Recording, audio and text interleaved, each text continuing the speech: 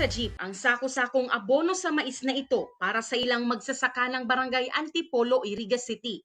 Ang 46 anyos na si Nanay Lenny, masayang uuwi dahil nakatanggap siya ng isang sakong abono na magagamit niya sa halos kalahating ektarya niyang taniman ng mais. Dako lang tabang man, dako lang minus po ang tain hindi na mahal po ba kaya ang abono. Papasalamat pa ako tanatawan akong kaya pang abono, dako lang man po atong tabang kanamo. Nagbakal po nga ni ako sa fertilizer, inabot sa lampas 3,000.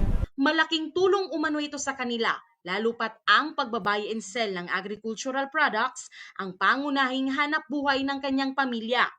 Ang programa kasabay pa ng Rehabilitation and Recovery Program ng pamahalaang panlungsod ng Iriga at ng City Agriculture Office. Nag-distribute kita kaining urea as in complete fertilizer para sa rehab program, Cancun program digdi po sa Iriga, na kung saan ang mga beneficiaries iyo po itong naapektuhan kan tulong typhoons, Typhoon Rolly, Typhoon Quinta, siring man po ang Typhoon Ulysses. Isa sa may pinakamalawak na corn area sa probinsya ang lungsod ng Iriga.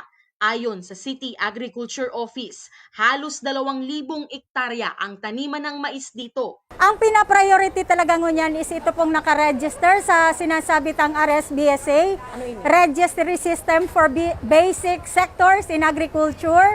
So ini po sa ining program kang national government wherein ang sa tuyang mga farmers is talagang dapat maka-enroll sa sinasabing National Master List kang sa tuyang nasyon. Ang sarong farmer is nakakuaning sarong bag na fertilizer. Kung babakalon gurano ini? Ay kung babakalon po 1,150.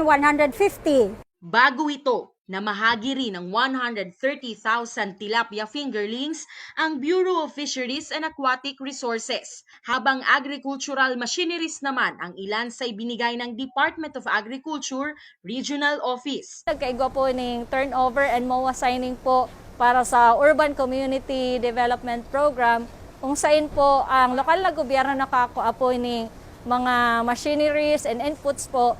Ang LGU po mismo, more than 900,000 ang amount. Ang gusto po kang project na ito is magkaigwa ng community garden sa tulong barangay po sa Niño Jesus, San Rafael, and Santa Maria. Samantala, 240 magsasaka ang nabigyan ng corn fertilizer.